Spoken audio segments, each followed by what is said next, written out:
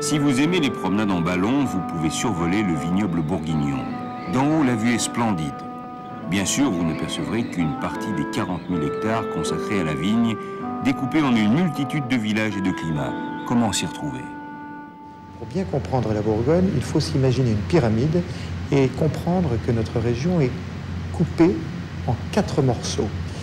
Une pyramide, donc tout au-dessus de la pyramide, nous avons ce qu'on appelle les grands crus, qui représentent une toute petite portion du terroir bourguignon où nous produisons les plus grands vins. En fait, ce sont nos ancêtres, nos grands-pères, nos arrière-grands-pères qui se sont rendus compte par l'expérience que tous les vins issus de ces petits morceaux, de ces petites parcelles, étaient les meilleurs. Et ils se sont dit, ce sont les meilleurs vins, on les appelle grands crus. Juste à côté, au milieu de la pente, dans des endroits merveilleux aussi, on produit des vins très bons, mais peut-être pas aussi bons que les grands crus. Seconde catégorie, les premiers crus. Et puis ensuite, on descend un petit peu, on se retrouve un petit peu plus bas dans la pente, et nous avons ce qu'on appelle les appellations villages. Alors c'est Meursault, Puligny-Morachet, Gevrey-Chambertin, Louis-Saint-Georges, troisième type d'appellation. Et enfin, lorsqu'on descend vraiment, qu'on se retrouve un petit peu au début de la plaine, où nous avons des sols qui sont plus profonds, où nous produisons peut-être des quantités un petit peu plus importantes, des vins qui sont une très belle expression de la Bourgogne, mais peut-être un petit peu moins fin, un petit peu moins élégant. Nous avons le 4e niveau d'appellation, qui est l'appellation régionale, l'appellation Bourgogne rouge ou l'appellation Bourgogne blanc.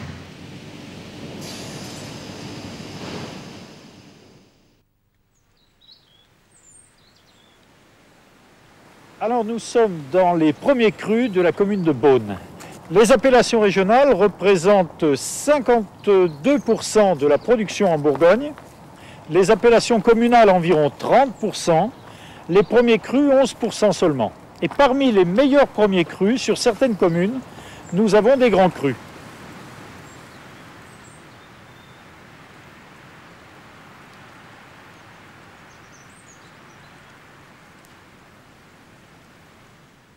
Ne pensez pas que le petit Chablis est un vin mauvais et que le mot petit est péjoratif. Messieurs ou mesdames, quand vous vous adressez à vos maris, à vos épouses, vous dites mon petit chéri, vous dites ma petite chérie, vous ne dites pas ma grande chérie ou mon gros chéri. Eh bien moi, mon petit Chablis, c'est mon petit Chablis chéri. Et il faut voir le mot petit comme un terme affectif et non pas comme un diminutif. Et je bois beaucoup de vin. Le frais par la doc. Oh, exactement. Au revoir. Au revoir. Si la réputation des vins de Bourgogne remonte aux Gallo-Romains, elle ne s'est jamais démentie, aussi bien sous le règne de Charlemagne, qui possédait sa vigne à Corton, ou celui de Louis XIV, qui appréciait le Nuit Saint-Georges, moins agressif pour sa goutte, ou à l'époque de Napoléon, qui ne se déplaçait jamais sans son chambertin.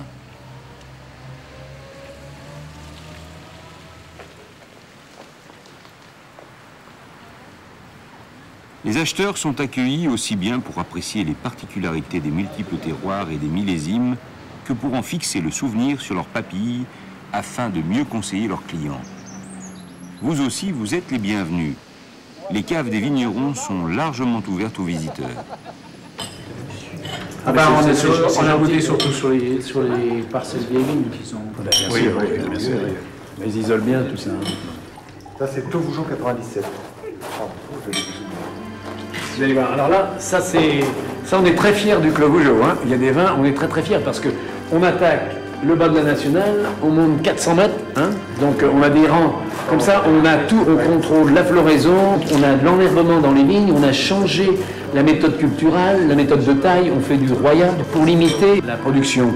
Et on arrive merveilleusement bien à limiter ça et on obtient des choses étonnantes. C'est dans les plus grands, c'est le deuxième.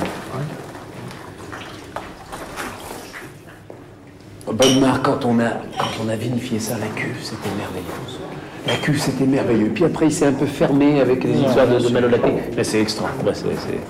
C'est un des très bons vins de la cave, ça, toujours. J'attends les délicatesses. Après le Clos Vougeot, je trouve que c'est le meilleur contraste. Ah oui, en termes d'expression des tanins. Alors là, vous voyez, et la Bourgogne, c'est que ça. Ce sont que des espaces entiers de ces zones de tanins.